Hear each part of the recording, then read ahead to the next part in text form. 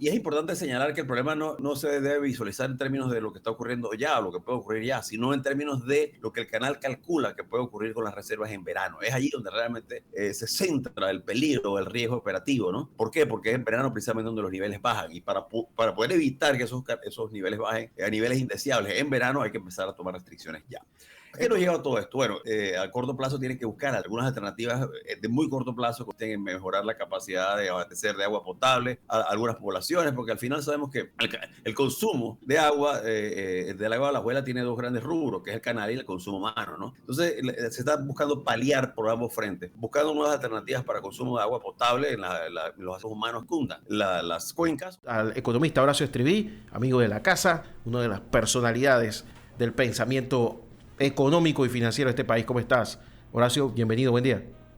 Muy bien, muchas gracias, muy buenos días. Espero que estés muy bien. Y tenemos la colaboración siempre, como cada viernes, del ingeniero Javier Castillo. ¿Cómo estás, Javier? Buenos días, muy bien, feliz de estar con ustedes. Los viernes son siempre buenos días, yo siempre he pensado. Está bien, eso es un pensamiento correcto. Bueno, comencemos Sí. el día de hoy con Mirador Económico con Horacio Estriví y tenemos bastantes temas para hoy, ¿eh? Sí, efectivamente, es un día de temas de importancia y de trascendencia económica. A nivel internacional, pues conversar un poco sobre algunos indicadores importantes que han aparecido en la economía norteamericana durante el transcurso de estas últimas semanas o días, con respecto de la inflación y de las, digamos, repercusiones que eso pueda tener a nivel de las decisiones que adopte la Reserva Federal de Estados Unidos, en cuanto a aumentar las tasas o mantenerlas, ¿no?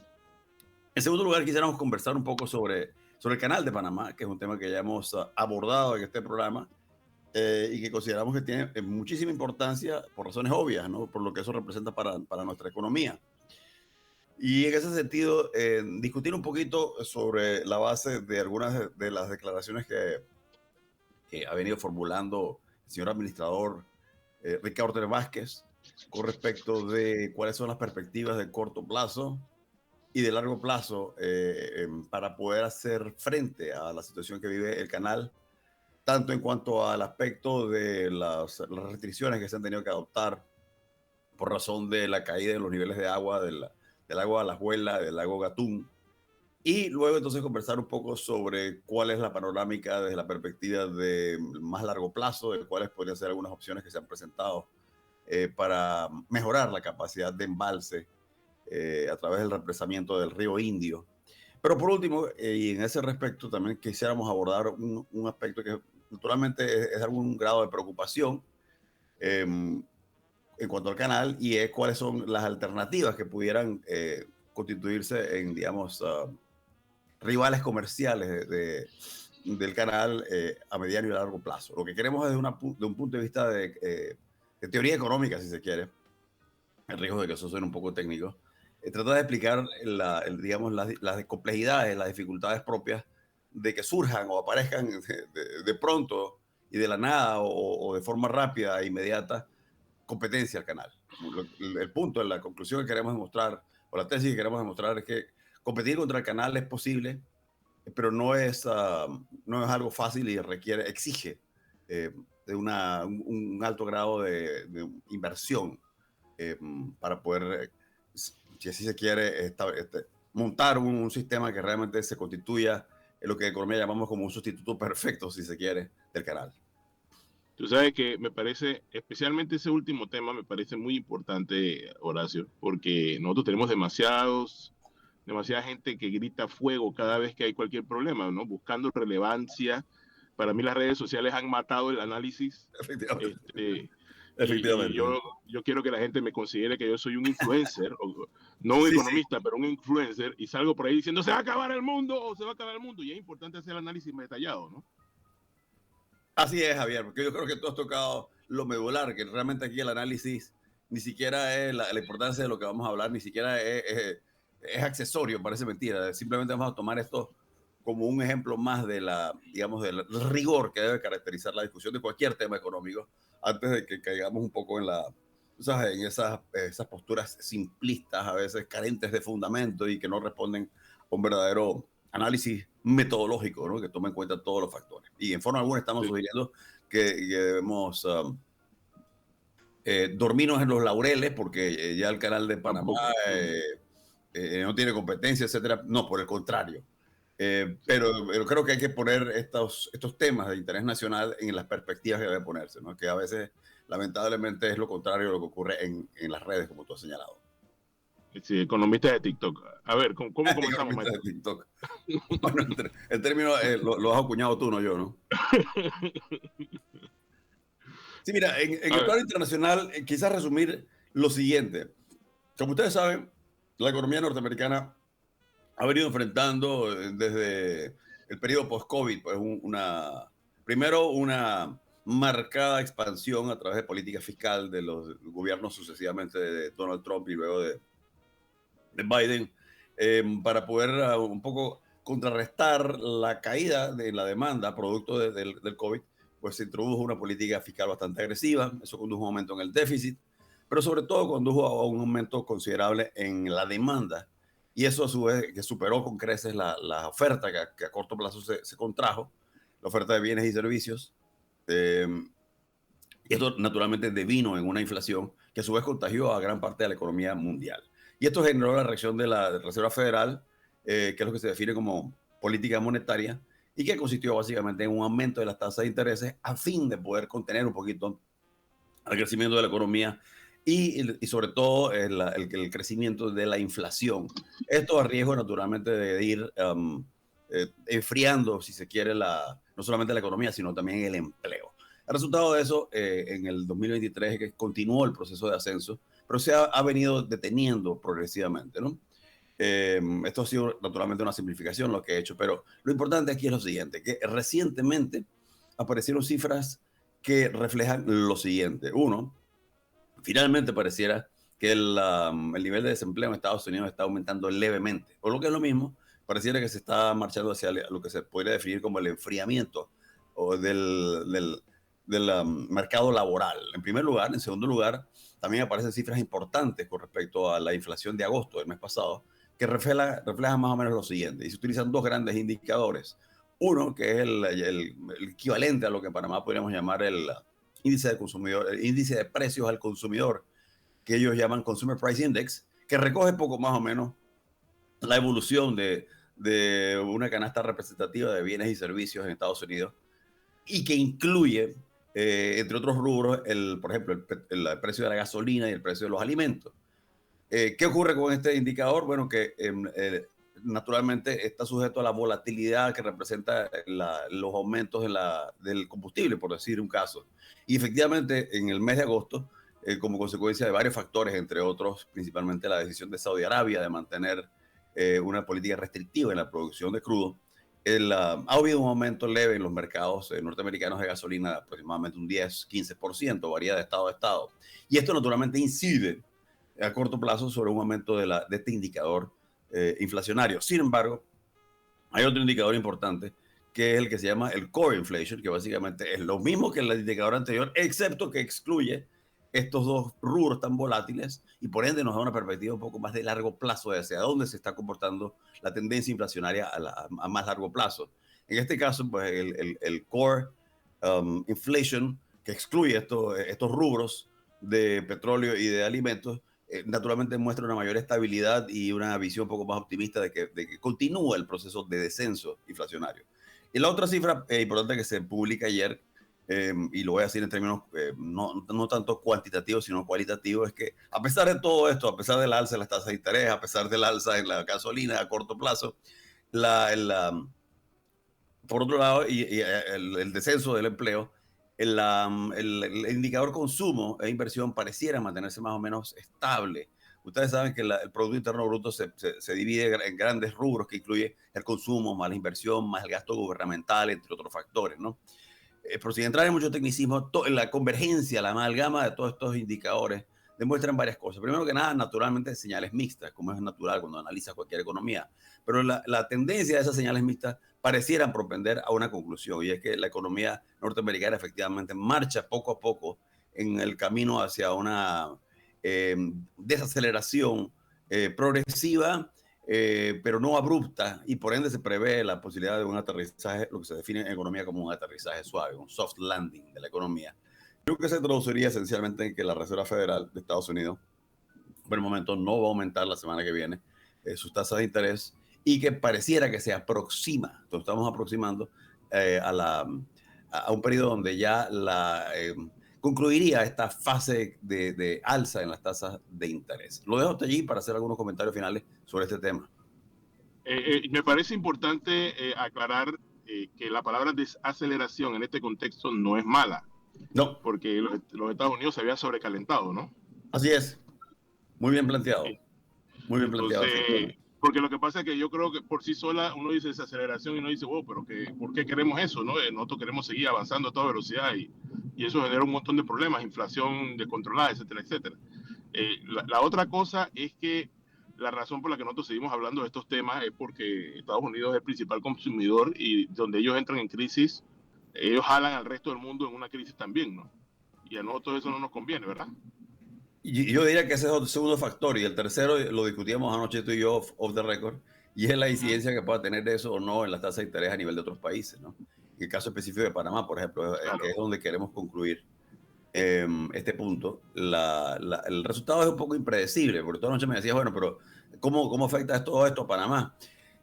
Y resulta un poco impredecible por la siguiente razón. Primero que nada, y volvemos atrás al escenario Estados Unidos, claro.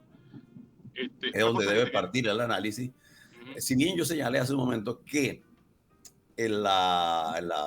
pareciera efectiva la política de la alza de las tasas de interés en cuanto a contener el crecimiento y por consiguiente contener la inflación, que pareciera propender ya, viene bajando de un ritmo anual de 7 y tanto %, ya cada vez más se acerca a una tendencia de aproximadamente 3% anual. La meta, no olvidemos, de la Reserva Federal es de 2%. Esa es la inflación que ha mantenido como target, como meta la Reserva Federal por muchos años, ¿no? Y hacia eso ellos propenden, hacia eso ellos quieren lograr ese objetivo, y naturalmente todavía no están allí. Entonces, ¿qué va a ocurrir? Aquí lo clave es qué otros eventos pudieran afectar esa trayectoria que se requiere recorrer de parte de la economía norteamericana de aquí a que esa inflación baje a 2%. ¿Qué pudiera ocurrir? No lo sabemos. Ya vimos cómo intempestivamente surgió una guerra que trastocó todos esos planes de disminuir la inflación. Dos, la otra pregunta que resulta clave es cuánto tiempo estarían esas tasas en los niveles que están, que de hecho han llegado a niveles históricos. No se veían tasas tan altas en los últimos 15 o 20 años. Ahora bien, ese es un factor, ¿no? El otro es cómo afecta esto a Panamá. No solamente cuánto tiempo van a estar esas tasas donde han llegado, las van a mantener o las van a bajar en el 2024. Ese digamos, es la pregunta de los 500 pesos, como dicen por allí. Entonces, en cuanto a Panamá, ya hemos analizado que si bien hay una relación directa, no es tan directa. ¿En qué sentido? Me refiero a la relación que hay entre tasas de interés de Estados Unidos y tasas de interés de Panamá. En primer lugar, dijimos hace mucho tiempo, lo predijimos, las tasas van a aumentar, aumentaron. Luego dijimos, las tasas van a aumentar en Panamá, y ocurrió. Dijimos, las tasas de intereses en Panamá van a aumentar, pero no al mismo ritmo, y ocurrió. Ahora bien, el responder qué va a pasar con las tasas en Panamá exige una capacidad un poquito más de oráculo. ¿Por qué? Porque lo que sí es un hecho es que el patrón de esa relación entre una tasa y otra nos demuestra de manera histórica que si bien en Panamá el alza de la tasa de intereses no se traslada automáticamente y ni en la misma proporción a Panamá, por otro lado, cuando empiezan a bajar las tasas en Estados Unidos, tampoco bajan al mismo ritmo en Panamá. Entonces, ¿hacia dónde voy? Que si bien pudiéramos tener en el 2024 una baja en las tasas de interés en Estados Unidos, es difícil predecir qué pudiera ocurrir con las tasas en Panamá. Es decir, no necesariamente ni en forma automática podemos llegar a la conclusión de que van a empezar a bajar o que van a dejar de subir. Entonces, hacia donde quiero llegar es que definitivamente todavía queda mucho panorama que despejar, porque tienes que analizar qué está pasando en Estados Unidos y qué pudiera ocurrir en Panamá, ¿no? Lo cierto del caso es que lo que sí podemos asegurar es que Panamá, y esto sí no admite discusión alguna, las tasas de interés han venido aumentando. Se refleja en aquellos que tienen tarjetas de crédito, que tienen préstamos de auto, pero sobre todo aquellos que tienen préstamos hipotecarios y donde más se resiente, digamos, el golpe de una alza, como consecuencia de la proporción que representa del ingreso familiar, el pago de vivienda, bien sea alquilada, bien sea adquirida. Eso es un hecho, sigue aumentando y es probable que siga aumentando algunos puntos, por lo menos en el transcurso de lo que resta de este año. Así que creo que la predicción mía sería que debemos estar preparados, o deben estar preparados quienes tienen préstamos hipotecarios para que esos préstamos sigan sufriendo algunos ajustes en cuanto a sus intereses en lo que resta de este año. Claro, claro. Hablemos del canal, Horacio. ¿Cómo dicen? Hablemos del canal, que nos queda poco tiempo, nos queda como 10 minutos. Ok, mira, sobre el canal, fíjate. Yo creo que en la introducción resumí lo más importante con respecto a la situación de Panamá, que ha tenido que adoptar unas medidas de restricción en cuanto al calado de 44 pies, que es más o menos el mínimo necesario para que continúen transitando los barcos que mayor carga representan, 1-2. Que eso es una medida que no es la primera que se adopta, hay antecedentes, lo hemos analizado en este programa, consecuencia de dos factores principalmente, pero uno en particular, que trabajan en forma conjunta. Uno es el fenómeno del Niño y el segundo es naturalmente el proceso de cambio climático. Y esto ha dado como resultado que haya caído la capacidad de almacenamiento de agua de Gatún y de Alajuela. Y es importante señalar que el problema no se debe visualizar en términos de lo que está ocurriendo ya o lo que puede ocurrir ya, sino en términos de lo que el canal calcula que puede ocurrir con las reservas en verano. Es allí donde realmente se centra el peligro, el riesgo operativo, ¿no? ¿Por qué? Porque es en verano precisamente donde los niveles bajan, y para poder evitar que esos niveles bajen a niveles indeseables en verano hay que empezar a tomar restricciones ya. Esto naturalmente ha afectado un poco el tránsito de barcos, pero no de forma significativa. Los voceros del canal han insistido, incluyendo al propio administrador y la subadministradora, que efectivamente esto ha disminuido el promedio de tránsitos de 38, 36 a 32, ¿no? Y ha aumentado un poquito la acumulación de naves, que incluso han llegado a ser de un nivel de 160. ¿A qué nos lleva todo esto? Bueno, naturalmente que el canal a corto plazo tiene que buscar alternativas. Algunas alternativas de muy corto plazo consisten en mejorar la capacidad de abastecer de agua potable a algunas poblaciones, porque al final sabemos que el consumo de agua, del agua de la Alajuela tiene dos grandes rubros, que es el canal y el consumo humano, ¿no? Entonces se está buscando paliar por ambos frentes, buscando nuevas alternativas para consumo de agua potable en los asentamientos humanos que circundan las cuencas, o la cuenca, como quieras llamarle.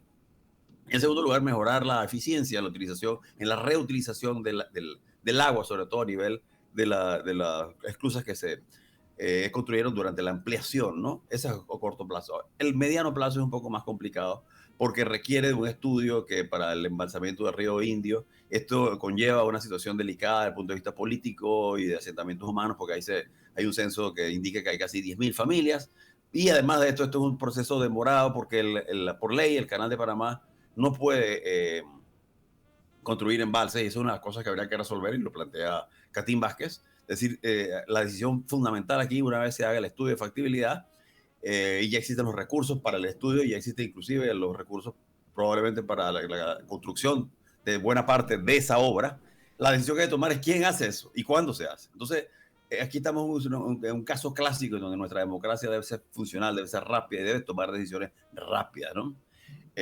Así que aparentemente existen los pliegos de cargo y se van a presentar para mediados del próximo año, para licitación en todo caso, ¿no? El proyecto. Ahora bien, ¿hacia dónde nos lleva todo esto? Naturalmente que el canal enfrenta una situación restrictiva en cuanto a aumentar su capacidad, ¿no?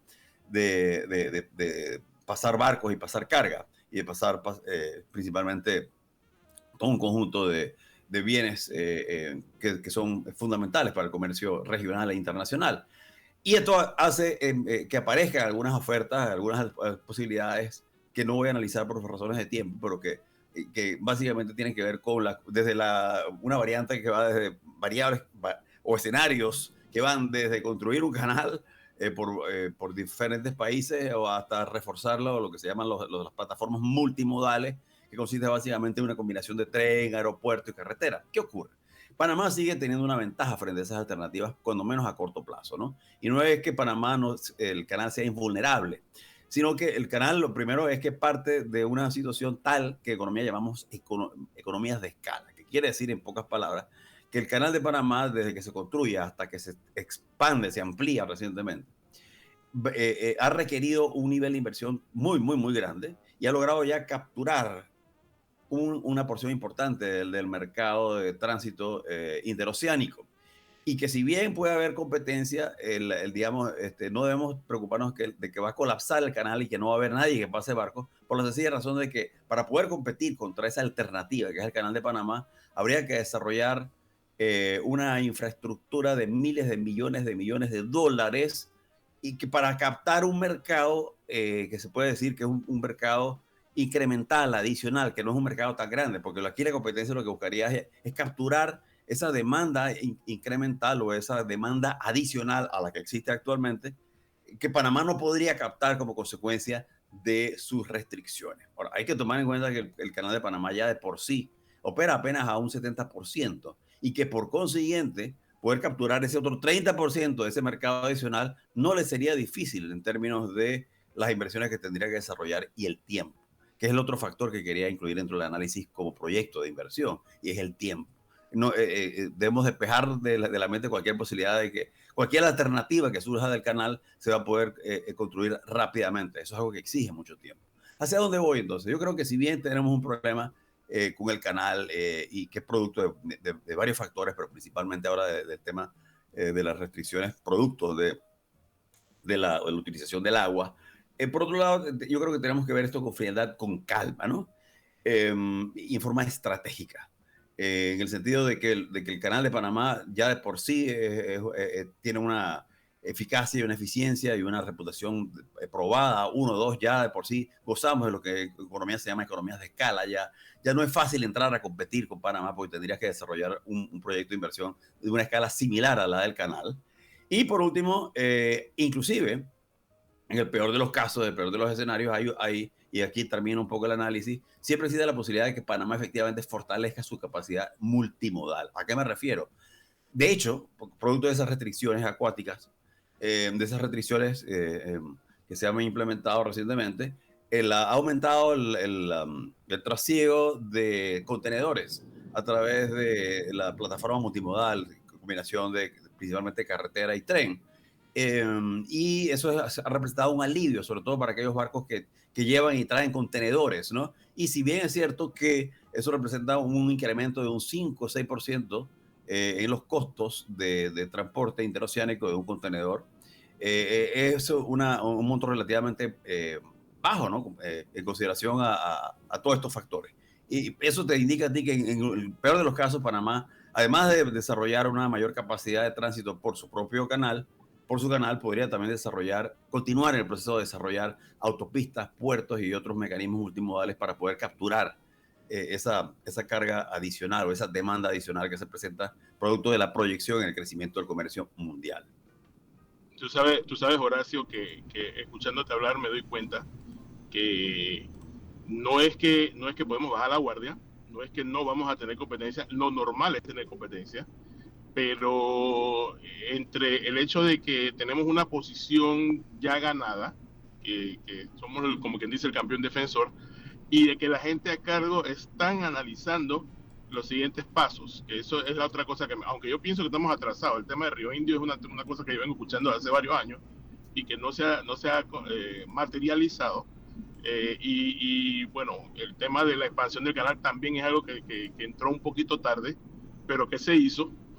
Yo pienso de que no hay que alarmarse, hay que mantener la guardia alta, pero hay que estar, tú sabes, por ahora hay que entender que la posición la tenemos, ¿no? Es correcto, y sobre todo verlo desde dos perspectivas, de una perspectiva técnica y una perspectiva institucional, ¿no? Y definitivamente que para mí aquí el gran reto ni siquiera es la solución técnica, es la solución política, que se requiere cierta diligencia, velocidad. Y si bien es cierto, en el pasado el canal siempre ha sido tratado como un tema de Estado, afortunadamente, y producto de eso se ha llegado a consensos rápidos, se ha ido el canal tiene funciona bajo una adenda constitucional, bajo una reforma constitucional que le da un alto grado de autonomía, etcétera.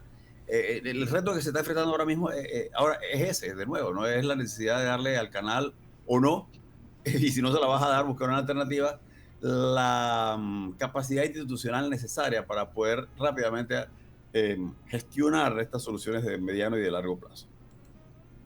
Y además de eso, también se requeriría, desde el punto de vista institucional, mejorar la coordinación entre el canal y las otras instancias nacionales o las otras entidades o instituciones nacionales que están relacionadas con el tema del canal, que incluyen desde el MOPA hasta el IDAN, junto con la autoridad portuaria, etcétera, y desarrollar un poco, porque eso definitivamente es que el canal no opera en un contexto aislado, opera en un país que se llama Panamá, y por ende le requiere una interconexión fluida, rápida y efectiva con otros temas sensibles como lo son agua, carretera, aeropuertos, puertos. Es que por ahí venía mi último comentario, y es que a mí lo que me molesta de toda esta situación es que o sea, que esto se convierte en una discusión cuando estamos en medio del fenómeno del Niño. O sea, esto tenía que haber sido una discusión desde antes, pero bueno, eso probablemente escapa del ámbito de lo que queremos hablar en este programa. Hay que dejarlo para otro contexto, pero me parece, eso sería lo único a lo que yo le pondría el dedo, de que nosotros no nos metemos en esta discusión hasta que estamos metidos en problemas. Es correcto, ¿no? Y eso precisamente es lo que un país debe evitar, es tener la capacidad de prever, que algunos le llaman planificación, yo rehuyo el concepto por todas las connotaciones que tiene, yo le llamo previsión, en este caso tan sencillo como eso, prever.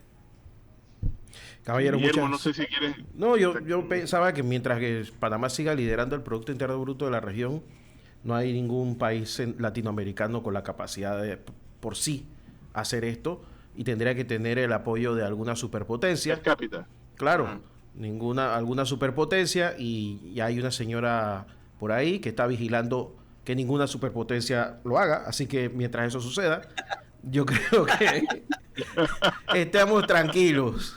Bueno, ya con ese comentario político, yo creo que cerramos este programa y sin más discusión. Muchísimas gracias, Horacio Estriví. Nos vemos la próxima semana. Gracias a ustedes.